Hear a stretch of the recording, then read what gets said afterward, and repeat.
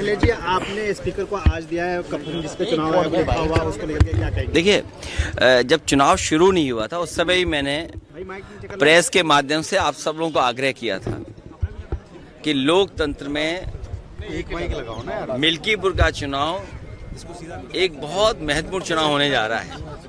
इसमें अनुभव मिलेगा कि आखिरकार चुनाव कैसे कराती है सरकार।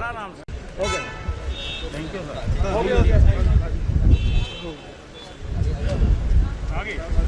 बीजेपी वाले कह रहे हैं कि आपको माफी मांगनी चाहिए इस मामले को।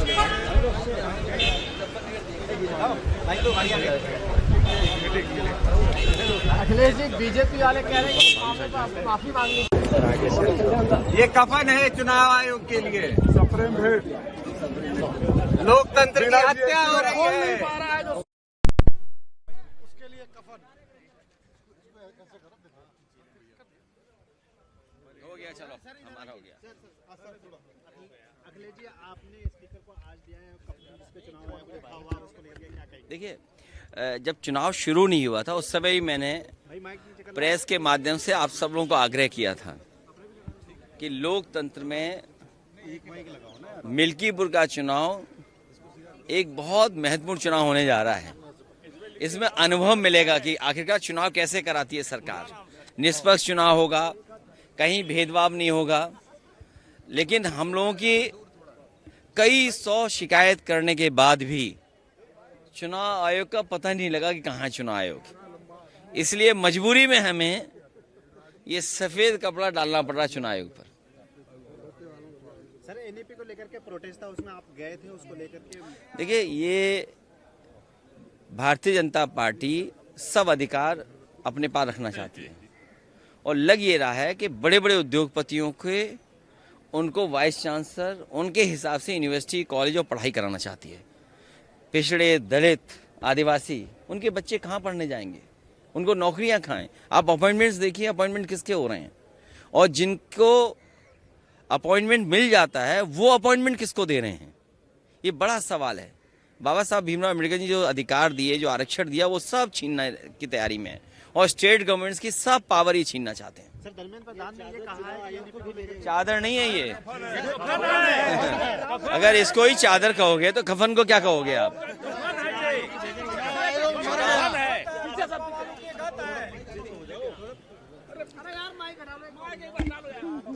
कई लोकसभा के सांसद भी आए होंगे।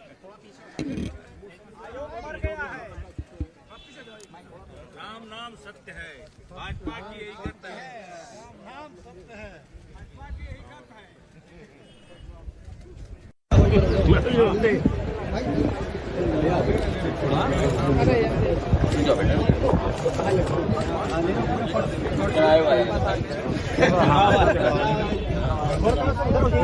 आप इधर से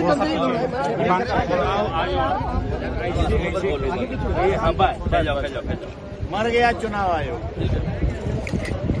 अखिलेश जी, ये क्या है? सफेद चादर है। आपके लिए चुनाव आयोग के लिए आपको क्या लग रहा है? जो सुन नहीं पा रहा है, जो बोल रहा है, आपको क्या लग रहा है? ये तो मर गया doggy ji. Thank you sir.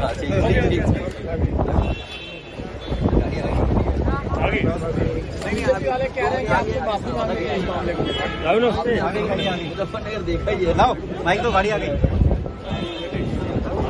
Akhilesh ji, BJP वाले कह रहे हैं कि इस मामले पर फिर डुबकी लगानी पड़ेगी ना एक बार और जाकर के। अखिलेश जी, उनका ये कहना है कि वही चुनाव आयोग 6 महीने पहले तक ठीक था, 6 महीने बाद खराब हो गया। समाजवादी पार्टी ने इतनी शिकायतें की हैं और मैंने वो अधिकारियों की लिस्ट भी पढ़ी थी। आपको कहो तो फिर पढ़ दूं मैं?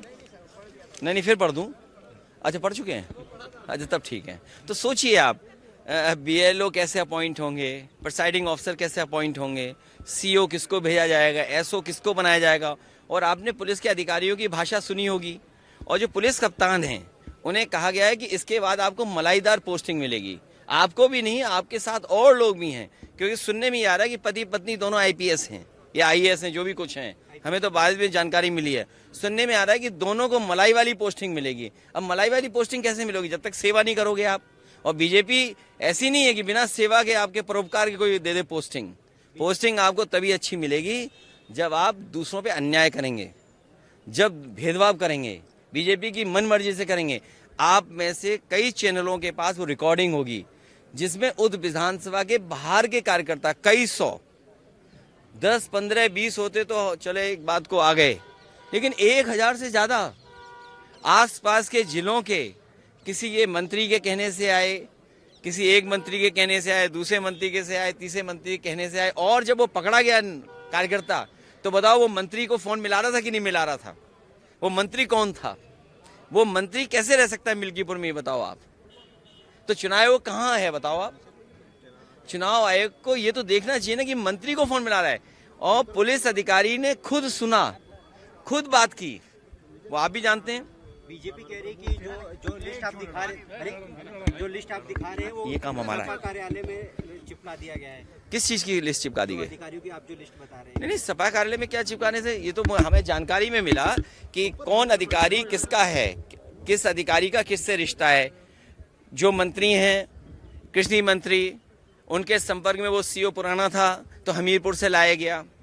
एक बीजेपी के नेता हैं, उनका वो रिश्तेदार है, उसको लाया गया। जब आपने एक जिला पंचायत सदस्य को गाली गलौज दी और मारने की धमकी दी, जब उसने उसका ऑडियो वायरल किया, उसके बाद गांव में घेर करके उसको दोबारा मारा उस कार्यकर्ता को, वो भी रिकॉर्डिंग हमारे पास, और जिससे रिकॉर्डिंग वो आएगी फिर हम जारी करेंगे वो रिकॉर्डिंग। और उसके बाद सुनने में आएगी पुलिस कप्तान ने उसे छुट्टी पे भेज दिया। क्या पुलिस कप्तान गाली दिलवा सकता है किसी को? क्या गाली दी गई है सोचिए आप। अरे भाई, हम लोग कितनी बार के एमपी हैं या कितनी दिनों से राजनीति में हैं? यही व्यवहार होगा एक पुलिस के अधिकारी का, और पुलिस का अधिकारी जानबूझ के अपमानित कराएगा। तो इसका मतलब तो ये है कि लाठी तुम्हारे पास है, लाठी हम भी उठा लें। फिर आप कहोगे कि ये ऐसे हैं, आप वैसे हैं। सबसे बड़े अपराधी बीजेपी के लोग हैं। क्या आपको नहीं पता मुख्यमंत्री ने अपने केस वापस लिए हैं? आज तक उत्तर प्रदेश के इतिहास में आप उठा करके देख लो, किसी भी मुख्यमंत्री पर इतनी गंभीर धाराएं हुई हों और मुख्यमंत्री ने अपने मुकदमे वापस लिए हों।